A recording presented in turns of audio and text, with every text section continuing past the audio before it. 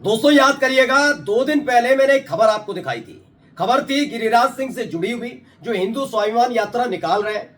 उनको लेकर नीतीश कुमार की पार्टी ने झंडा बुलंद कर दिया था कि किसी भी कीमत पर हिंदू स्वाभिमान यात्रा के नाम पर वो बिहार को बिगाड़ नहीं सकते, तो तोड़ नहीं सकते। किसी और ने नहीं, जनता दल यूनाइटेड ने कहा था। इसके बाद तनातनी शुरू हो गई थी।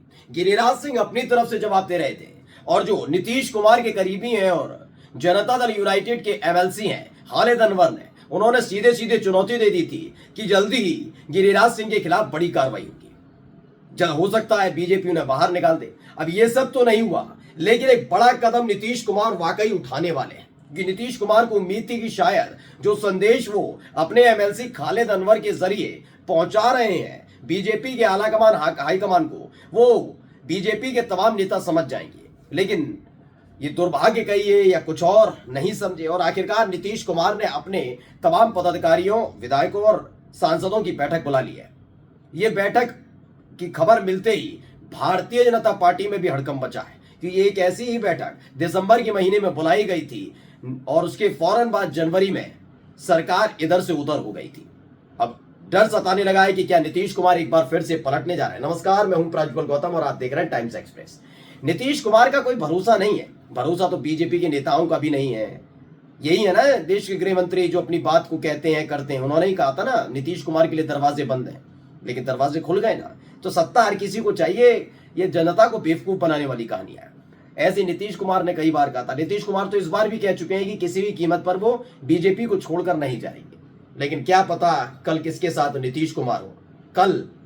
कल वो कल नहीं कि महीनों 2 महीने, कल का मतलब हो सकता है 29 तारीख, 30 तारीख, और हो सकता है इस बार दिवाली तेजस्वी यादव के साथ, लालू प्रसाद यादव के साथ नीतीश कुमार बनाए। ये बात मैं क्यों कह रहा हूं, पहले खबर आपको दिखा देता हूं।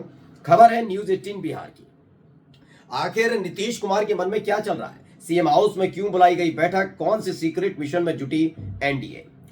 खबर यह है कि नीतीश कुमार ने बैठक बुलाई है। बिहार में राजनीतिक गहमागहमी लगातार तेज होती जा रही है। इसी गहमागहमी के बीच मुख्यमंत्री नीतीश कुमार ने अपनी सरकारी आवास एक आने मार्ग में 28 अक्टूबर को एनडीए की महत्वपूर्ण बैठक बुलाई है। अब इस बैठक को लेकर राजनीतिक हलचल तेज हो गई है। एनडीए की बैठक में एनडीए के लोकसभा सांसद, राज्यसभा सांसद से लेकर विधायक और एमएलसी समेत संगठन से जुड़े लोग भी शामिल होंगे। दरअसल एनडीए की बैठक में कई मायनों में बेहद महत्वपूर्ण मानी जा रही है, क्योंकि पिछले कुछ दिनों बाद ही 4 सीट पर उपचुनाव होने वाला है, जिसे जीतने के लिए भी एनडीए रणनीति बनाएगी। कहा जा रहा है ये उपचुनाव को लेकर बुलाई गई है, लेकिन खास बात इसमें जो है वो मैं आपको दिखाने जा रहा हूं। फर्स्ट बिहार झारखंड की ये खबर है, और इस पर जरा गौर से इसे देखना और पढ़ना चाहिए। मुख्यमंत्री नीतीश कुमार ने बुलाई एनडीए की बड़ी बैठक सीएम आवास में। 28 अक्टूबर को ये मीटिंग होने जा रही है। 28 अक्टूबर को मुख्यमंत्री नीतीश कुमार ने एक आने मार्ग स्थित सीएम आवास में एनडीए की बड़ी बैठक बुलाई। झारखंड विधानसभा चुनाव और बिहार में 4 विधानसभा सीटों पर होने वाले उपचुनाव को लेकर यह अहम बैठक बुलाई गई है, जिसमें एनडीए के तमाम नेता शामिल होंगे। इस महत्वपूर्ण बैठक में उपचुनाव के साथ साथ बिहार विधानसभा चुनाव, राजनीतिक हालात और सरकार के कामकाज की भी समीक्षा होगी।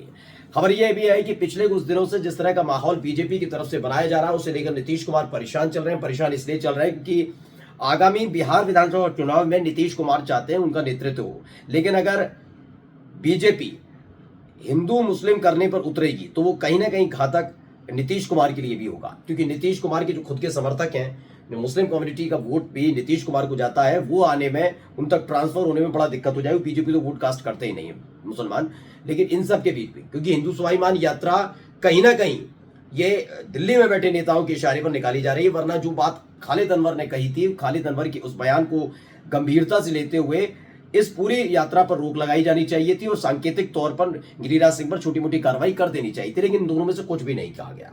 ना ही दिल्ली से कोई संदेश आया, ना ही दिल्ली से कोई फरमान आया, ना ही सपोर्ट किया जा रहा है, लेकिन विरोध भी नहीं किया जा रहा है। ये नीतीश कुमार तक पहुंचा है। खबर यह है कि गिरिराज सिंह की उस यात्रा का जिक्र इस बैठक में जरूर होने जा रहा है, क्योंकि वो तमाम नेता नीतीश कुमार की पार्टी के जो गिरिराज सिंह पर हमला बोल चुके हैं, जिसमें खालिद अनवर भी हैं, वो भी इस बैठक में शामिल होंगे। और अगर वो इस बैठक में शामिल होंगे और बीजेपी के नेताओं के साथ बैठेंगे, तो आगे जाकर उनको अपनी कम्युनिटी को जवाब भी देना होगा कि आप बड़ी बड़ी बातें जब तक गिरिराज सिंह सामने नहीं थे तब तो दे रहे थे, लेकिन ये क्या कि जैसे ही गिरिराज सिंह सामने आए उसके फौरन बाद ही आपने अपने सुर लहताल सब बदल लिए। तो इसको लेकर भी कहीं ना कहीं जवाब देना होगा। कुल मिलाकर ये सारे अकेले। अब देखिए, चुनावी विश्लेषक हैं, उन्होंने एक ट्वीट किया है। क्या लिखा, नीतीश ने बुलाई सांसदों विधायकों की इमरजेंसी बैठक, क्या बिहार में होगा नया खेला।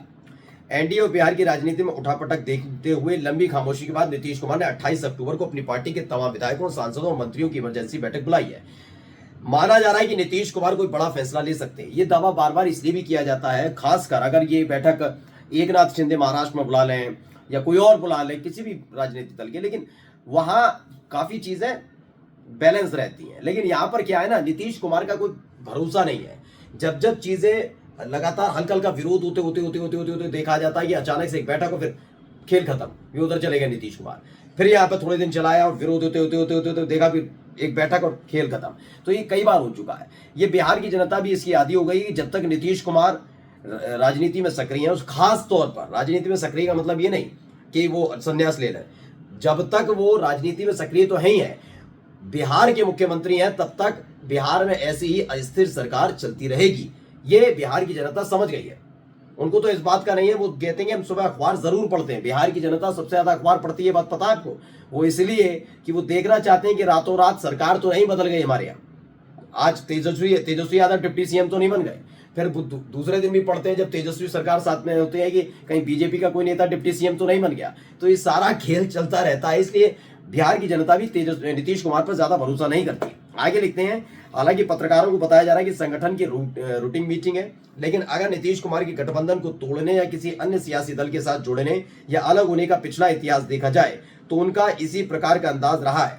मैं पिछले दिनों ही, यानी ये केपी मलिक कहते हैं, वो काफी दिनों पहले लिख चुका हूं कि नीतीश कुमार अपने करीबियों पर एजेंसियों की छापों से खफा चल रहे हैं। अगले 72 घंटे बिहार की सियासत के लिए बहुत ही निर्णायक साबित हो सकते हैं। ये दावा किया जा रहा है कि बहुत निर्णायक साबित हो सकते हैं, क्योंकि अगले 72 घंटे में 28 तारीख भी शामिल है और 28 तारीख के बीच, क्योंकि बीजेपी ने एक इमरजेंसी मीटिंग बुलाई गई है। दरअसल क्या होता है ना, पहले से घोषणा कर दी जाती है कि फलाना तारीख होगी। जैसे जनता दल यूनाइटेड की वो राष्ट्रीय कार्यकारी अध्यक्ष चुनने वाली मीटिंग थी, आपको पता होगा, जो दिल्ली में हुई थी, उसको पहले से ऐलान कर दिया गया था कि होगी, लेकिन ये अचानक से बुलाई गई कि भाई 28 अक्टूबर को एक मीटिंग कर ली जाए। मेरा चैनल इस बात का दावा नहीं कर रहा है, खुलकर कह रहा हूं, मैं ये नहीं कह रहा हूं कि नीतीश कुमार पलटने जा रहे हैं, लेकिन ये बात भी सच है कि उपचुनाव तक तो सीमित नहीं रहने वाला, ये बिहार के विधानसभा चुनाव तक सीमित नहीं रहने वाला। यहां ये बात जरूर होगी कि गिरिराज सिंह जैसे नेता जो हिंदू मुसलमान कर रहे हैं उनको रोका जाए। तमाम और ऐसे मुद्दे पिछले कुछ दिनों में उठकर सामने आए जिनको लेकर तनातनी एनडीए में और खासकर बीजेपी और जनता दल यूनाइटेड में देखने को मिली, तो उनको लेकर बातचीत जरूर होने जा रही है। ये खास बात है दोस्तों, जिसे याद रखना और समझना बहुत जरूरी है, क्योंकि यहीं से खेल शुरू होगा। नीतीश कुमार पर भरोसा आज भी मोदी शाह नहीं करते, क्योंकि उनको खुद पता है कि नीतीश कुमार कब कहां कैसे पलट जाए, ये उन किसी को नहीं मालूम। कुल मिलाकर केपी मलिक का ये ट्वीट, ये केपी मलिक का विश्लेषण और इसके बीच ये खबर आ जाना कि वाकई 28 अक्टूबर को बैठक होने जा रही है, ये अपने आप में संशय खड़ा करती है कि क्या वाकई इस बार नीतीश कुमार तेजस्वी के साथ दिवाली मनाएंगे। नमस्कार।